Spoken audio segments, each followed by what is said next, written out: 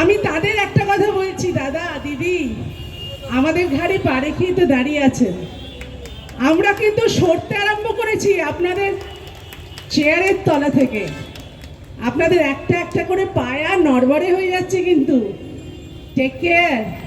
সবাই সরছে, Z Y X V U, আস্তে আস্তে বি সি সব সরে যাবে। আর চেয়ারটা এ থেকে ধপাস করে পড়ে যাবে। আমাদের ঘাড়ে চেপে আছেন তো, একটু সাবধানে থাকবেন।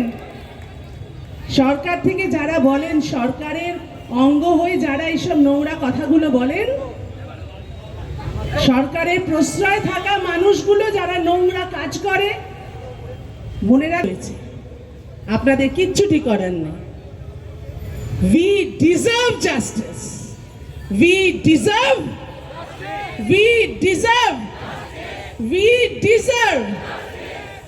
আমরা কারা? তিলোত্তমা। আমরা কারা? আমরা কারা? তোমরা কারা? তোমরা কারা? লড়ছে কারা? লড়ছে কারা? রাজপথেতে, রাজপথেতে আর্জি করে, আর্জি করে, শহর জুড়ে, রাজ্য জুড়ে, ভারত জুড়ে, বিশ্ব জুড়ে। We deserve. We deserve. We deserve. Asit মামা, চন্দন কিছু বলুন।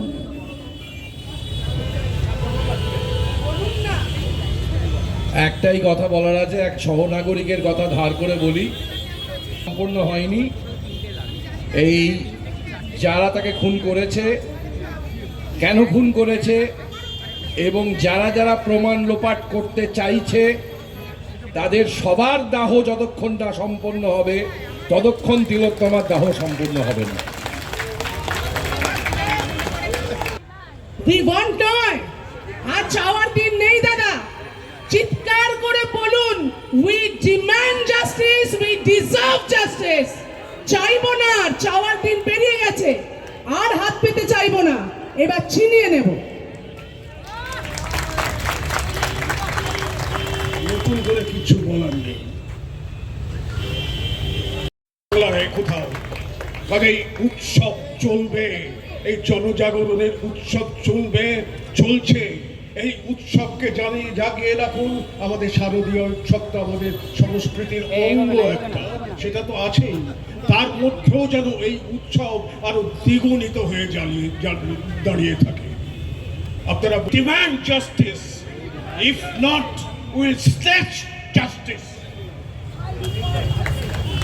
আমি বিশ্ববিদ্যালয়ে প্রায় 4 দশক অধ্যাপনা করেছি। শিল্প সংস্কৃতির মানুষেরা তাদের ভাবনা অনুযায়ী বলেছেন। দুদিন আগে একজন ছাত্রী আমাকে জিজ্ঞেস করছে যে স্যার, এই রাজ্যের একজন নামকরা মানুষ, তিনি টিভির সামনে, তারা আমার বন্ধুও নন, তারা আমার শত্রুও নন। আমি ধরে নিলাম তারা তার বন্ধু নন, কিন্তু তিনি দেশ শাসন করছেন। এই ধর্ষকেরা, এই খুনিরা কেন তার শত্রু হবেন না? এই প্রশ্ন যদি আপনারা তুলতে পারেন, আমাকে বিচলিত করেছে। আমি আপনাদের বলছি যে তিনি তো শত্রুদের চিহ্নিত করবেন, তারা তো জাতির শত্রু, অথচ তারা নাকি বন্ধুও নন, শত্রুও নন।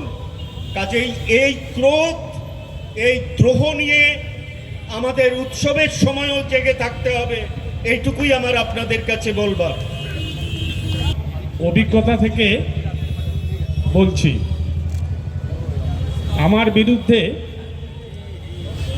এই কলকাতা পুলিশের 3টে থানা, পূর্ব যাদবপুর, হেয়ার স্ট্রিট এবং হরিদেবপুর থানা, মিথ্যের উপরে এফআইআর তৈরি করে 3টে ক্রিমিনাল কেস দিয়েছে। এইটা স্বাস্থ্যমন্ত্রী বা কেন জেলে যাবেন না? যিনি স্বাস্থ্যমন্ত্রী তিনি শাসক দলের একমাত্র নেত্রী, এবং এই ঘটনাটা কোনো বিচ্ছিন্ন ঘটনা নয়। পরিকল্পনা মাফিক প্রাতিষ্ঠানিক নৃশংস বিভৎস নারকীয় হত্যাকাণ্ড, এবং এর পিছনে যে বিরাট দুর্নীতি চক্র রয়েছে স্বাস্থ্য দপ্তরের, বিশেষ করে সেটা গত 40-41 দিনে পরিষ্কার হয়ে গেছে। এবং তার সঙ্গে এটাও অত্যন্ত স্পষ্ট হয়ে গেছে যে এই তথ্য প্রমাণ লোপাট থেকে শুরু করে সমস্ত তার শুরুতে, তার পুরো বয়নে যে বিপুল এই একটা চক্রান্ত আমাদের অস্তিত্বকে বিষিয়ে তুলছে প্রতি মুহূর্তে, এই একটা ঘটনা থেকে কিছু দাবি, সেই দাবি প্রায় প্রতীকীভাবে সরকার অনেক সময় ন্যাকামোর স্তরে নামিয়ে গিয়ে গ্রহণ করেন, চা খাওয়ার নেমন্তন্ন করেন, উৎসবে ফিরে আসতে বলেন।